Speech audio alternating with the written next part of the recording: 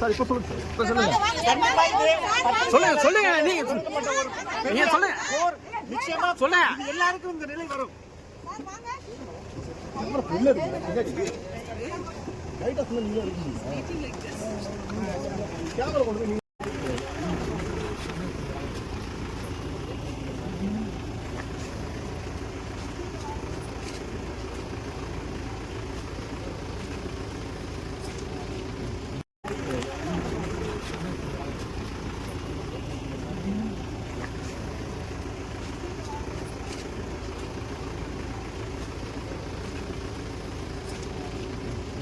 Camera பின்னாடிங்களா?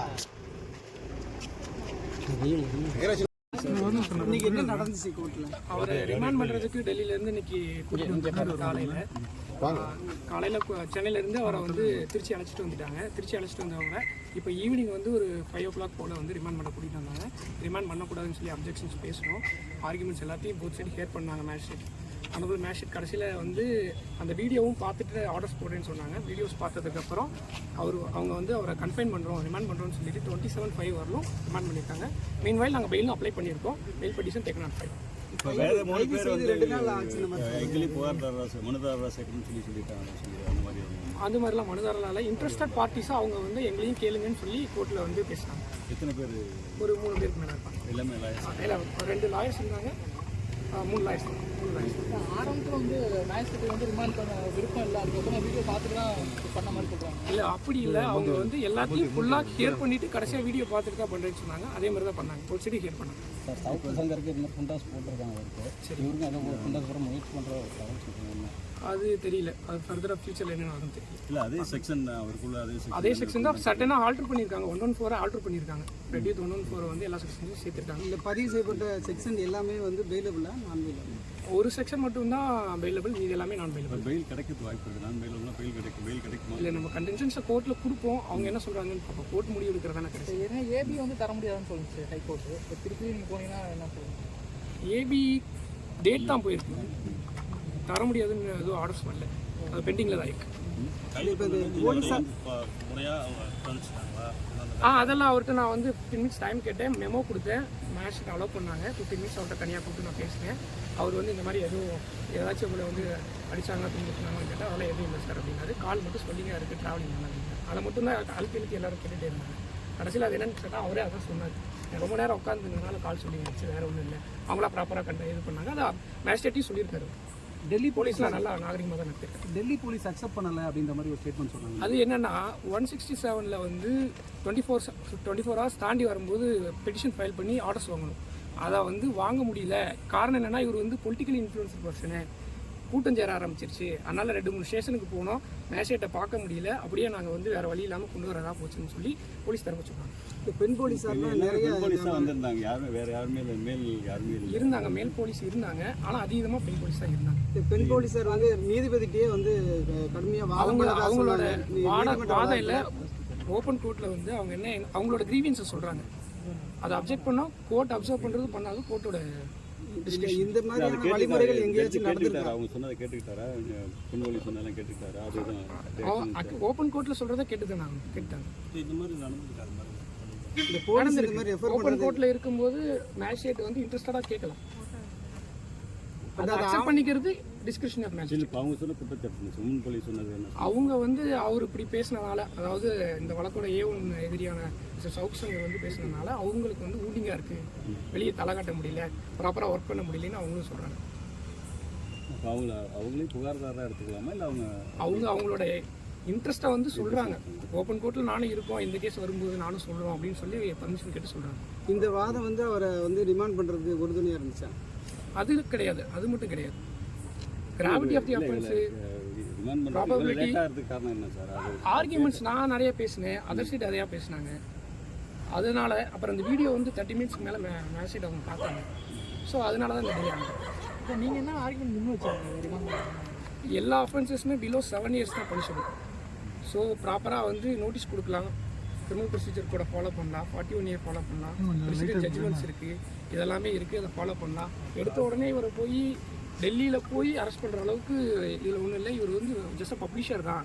இவர் எதுவுமே வந்து தானாக வந்து இந்த மாதிரி அப்சன்ஸாக பேசலை அப்படிங்கிறத நான் சொன்னேன். ஜட்ஜ்மெண்ட்ஸ் கொடுத்தேன், எல்லாத்தையுமே வாங்கிட்டாங்க. ப்ரொடியூஸ் பண்ணிட்டு தான் வீடியோஸ் பார்த்துட்டு அதர் சைடி கேட்டுட்டு ஆர்டர்ஸ் கொடுத்தாங்க. இப்போ ஏபி மூவ் பண்ணணும்னா இங்கே தமிழ்நாட்டிலே பண்ணியிருந்தேன், எதுக்கு டெல்லி போகிறாருன்னு ஒரு கேள்வி. அது ஏபி மூவ் பண்ண போகல. அவர் டெல்லி எதுக்கு போறாருன்னா பிரஸ் கவுன்சில் ஆஃப் இந்தியாவில் கம்ப்ளைண்ட் ரைஸ் பண்ண போறாரு. இங்கே ஏபி ஃபைல் பண்ணிட்டு அங்கே அதை பண்ண போறாரு. ஸோ இவருக்கு என்ன பண்ணுறதுன்னு தெரியல. இவர் ஒரே ஹோப்பாக வந்து பிரஸ் கவுன்சிலில் கம்ப்ளைண்ட் கொடுத்துடலாம்னு சொல்லிட்டு அங்கே போயிட்டு. என் பேர் சார், என் பேர் விக்னேஸ்வர். இன்னைக்கு என்ன நடந்துச்சு கோர்ட்ல? அவரை ரிமாண்ட் பண்ணுறதுக்கு டெல்லியிலேருந்து இன்னைக்கு கூட்டிட்டு வந்துட்டாங்க. காலையில் சென்னையிலேருந்து அவரை வந்து திருச்சி அழைச்சிட்டு வந்துட்டாங்க. திருச்சி அழைச்சிட்டு வந்தவங்க இப்போ ஈவினிங் வந்து ஒரு 5 o'clock போல் வந்து ரிமாண்ட் பண்ண கூட்டிகிட்டு வந்தாங்க. ரிமாண்ட் பண்ணக்கூடாதுன்னு சொல்லி அப்ஜெக்ஷன்ஸ் பேசணும். ஆர்குமெண்ட்ஸ் எல்லாத்தையும் போத் சைடு ஹியர் பண்ணாங்க மேஜிஸ்ட்ரேட். அனபிள் மேஜிஸ்ட்ரேட் கடைசியில் வந்து அந்த வீடியோவும் பார்த்துட்டு ஆர்டர்ஸ் போடுறேன்னு சொன்னாங்க. வீடியோஸ் பார்த்ததுக்கப்புறம் அவங்க வந்து அவரை கன்ஃபைன் பண்ணுறோம், ரிமாண்ட் பண்ணுறோம்னு சொல்லிட்டு 27/5 வரலும் ரிமாண்ட் பண்ணியிருக்காங்க. மீன்வைல் நாங்கள் பெயிலும் அப்ளை பண்ணியிருக்கோம். Bail petition taken on file. இப்போ வேறு 3 பேர் வந்து 2 நாள் ஆச்சு எங்களே புகார்தாரராக மனுதாரராக சேர்க்கணும்னு சொல்லிட்டாங்க. அந்த மாதிரி அந்த மாதிரிலாம் மனுதாரரால் இன்ட்ரெஸ்டட் பார்ட்டிஸாக அவங்க வந்து எங்களையும் கேளுங்கன்னு சொல்லி கோர்ட்டில் வந்து பேசினாங்க. எத்தனை பேர்? ஒரு 3 பேருக்கு மேலே இருப்பாங்க. எல்லாமே லாயர்ஸ்? 2 லாயர்ஸ் இருந்தாங்க, 3 லாயர்ஸ்.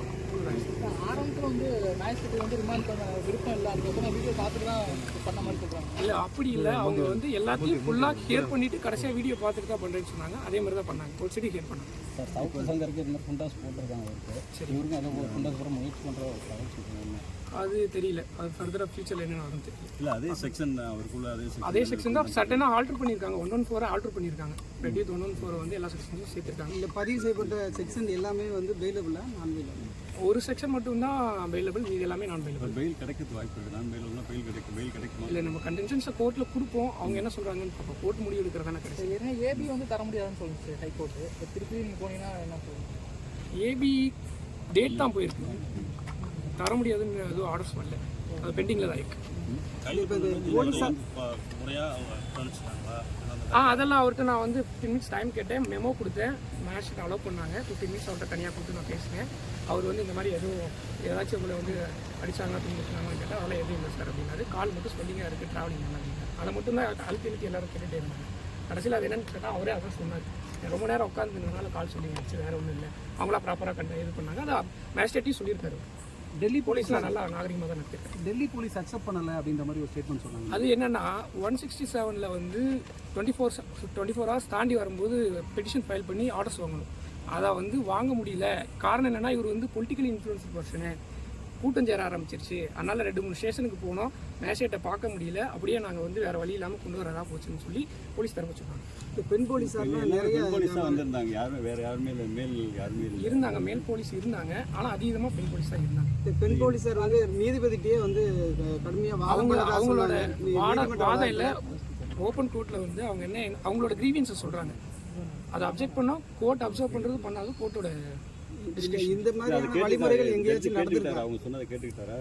பெண்வழி சொன்னாலும் கேட்டுக்கிட்டாரா? அதுதான் ஓப்பன் கோர்ட்டில் சொல்கிறத கேட்டுதான் நான் கேட்டாங்க. இந்த மாதிரி நடந்துருக்காரு. ஓப்பன் கோர்ட்டில் இருக்கும்போது மேஜிஸ்ட்ரேட் வந்து இன்ட்ரெஸ்டடாக கேட்கலாம்.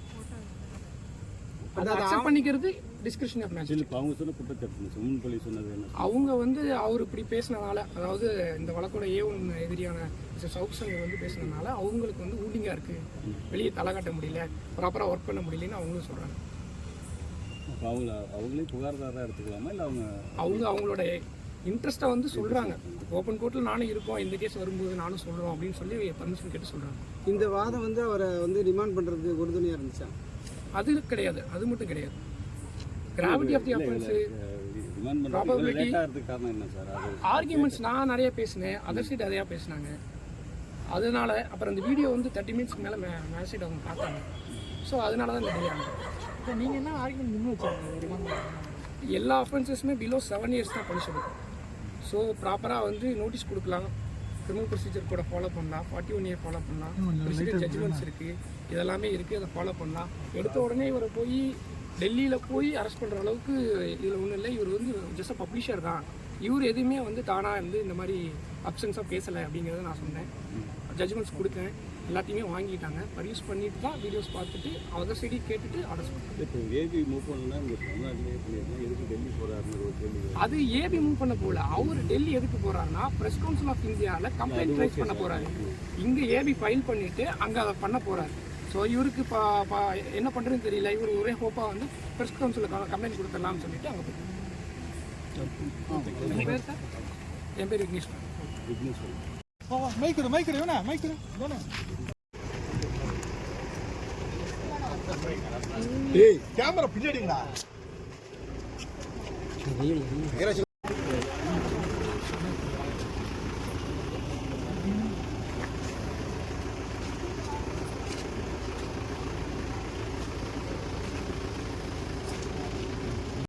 மைக்குடு மைக்குடு வேணா மைக்குடு வேணா.